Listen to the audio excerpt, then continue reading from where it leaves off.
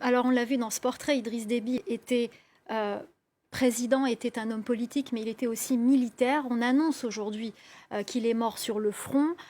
Beaucoup en doutent.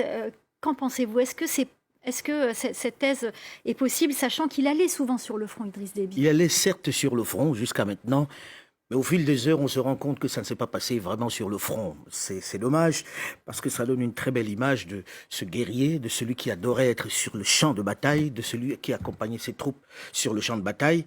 Mais lorsqu'on voit les détails et l'on voit les éléments de ces dernières heures, on se demande s'il est vraiment mort sur le front. Est-ce qu'un maréchal de cette taille-là, on l'abat aussi facilement qu'on abattrait quelqu'un qui est en première ligne? Et ensuite, la manière dont ça se passe, les dernières informations que l'on a, tendent à montrer qu'il n'est pas mort sur le front, qu'il a été assassiné sur place, et je suis persuadé qu'on le saura dans quelques heures. Alors, vous l'avez connu, hein, et vous l'avez même eu au téléphone il y a à peine 4 jours, Mhm. et vous lui avez évoqué cette rébellion dans le nord du pays. Qu'il prenait un peu à la légère, puisqu'il a dit que c'était encore le désordre qui vient de Libye.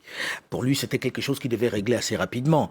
Mais en réalité, personne ne peut croire que c'est cette rébellion qui était en mauvaise posture sur le terrain qui ait pu l'abattre. Non, ça, c'est très peu crédible, très très peu crédible finalement.